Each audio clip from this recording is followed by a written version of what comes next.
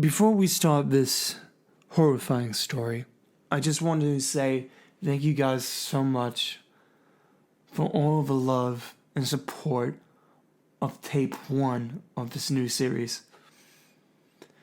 I am really glad that everyone is enjoying it. It's something new for me as well, so if you want me to improve on these type of videos, please comment down below of what should I do. Share this with all your friends, your family members. Share it with everyone who loves horror, who loves audio stories, who like short stories. Share this with them. And again, thank you guys so much. From the bottom of my heart, thank you. So, without further ado, let us start. This series contains horror elements. Viewer's discretion is advised. In the annals of human history, there exist certain tragedies so profound, so etched into the fabric of existence, that they refuse to be forgotten. These are not mere events.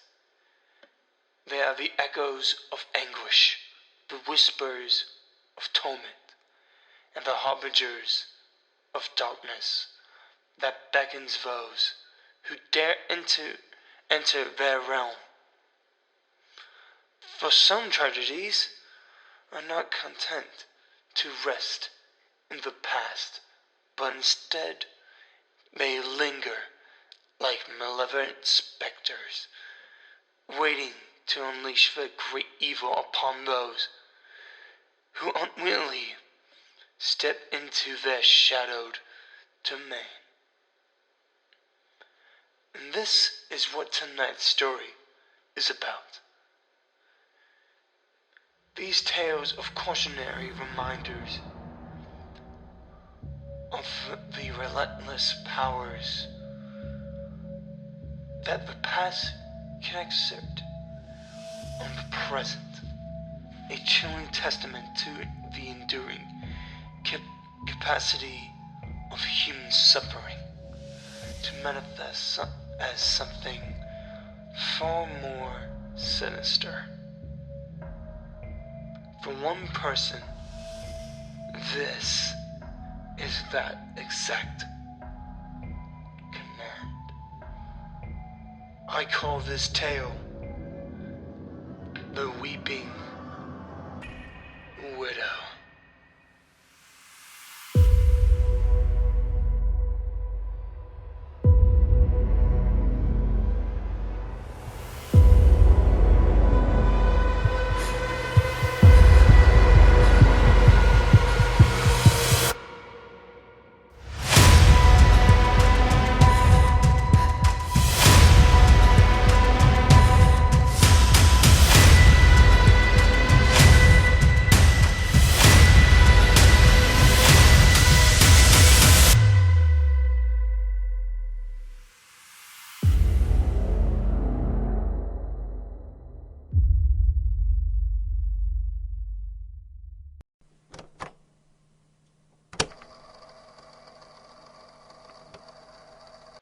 The moon hung low in the night sky, casting an eerie pallor over the quiet town of Widowbrook. Most of its inhabitants were asleep, unaware of the looming dread that haunted the outskirts of that peaceful community.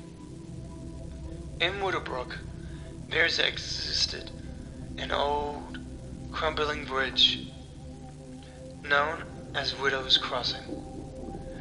Legend had it that the spirit of a heartbroken woman lingered there, waiting to exact her vengeance upon anyone who dared to cross. They called her the Weeping Woman. No one could say for certain what had driven the weeping woman to her dreadful fate. But the townsfolk whispered stories of a woman named Isabella. She had once lived a life filled with love and joy, until tragedy struck. Isabella's husband, a charming but unfaithful man, had betrayed her with another woman, leaving her heart shattered. One fateful night, consumed by grief and despair, Isabella wandered to Widow's Crossing, her tears mixing with the rushing waters below. She had thrown herself from the bridge, ending her life. Since that day, her tormented soul remained trapped, eternally weeping for the love she had lost. As the moon struck midnight, a lone traveler named Jack found himself on the desolate road leading to Widow's Crossing. Ignoring the warnings of the locals, he pressed on, determined to prove that the legend was nothing but a ghost story. The night was silent, save of the melodic cries of a wind.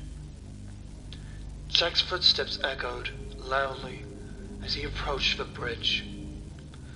Moonlight danced upon the rippling water below. And then he heard it, an unworldly sobbing, a mournful wail that sent shivers down his spine, with a cold sweat dripping for his forehead. Jack peered over the bridge's edge and saw her, a spectral figure draped in a tattered white gown, her long tangled hair concealing her face. With her fingers reaching out to hit her long, thin nails, with some of her skin peeling off of it. A weeping woman, her sobs echoing through the stillness of the night. Terror gripped Jack as he realized the truth behind the legend. He stumbled backwards, his heart pounding like a drum within an orchestra. But it was too late. The weeping woman had sensed him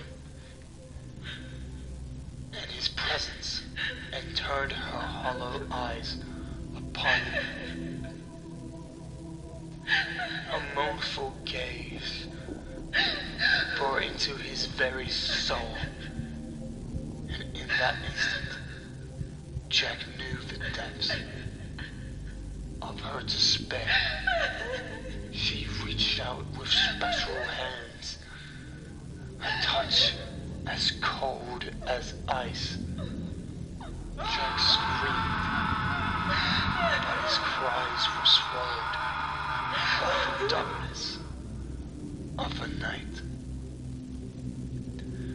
The next morning, the townsfolk found Jack's lifeless body by Widow's Crossing, his face etched in an eternal expression of terror, with his eyes missing, just hollow. His mouth snapped into two, with his jaw looks like to be hanging by only a few threads of his skin. His left hand missing, but one finger remained. The finger of where you're supposed to put your ring. Well,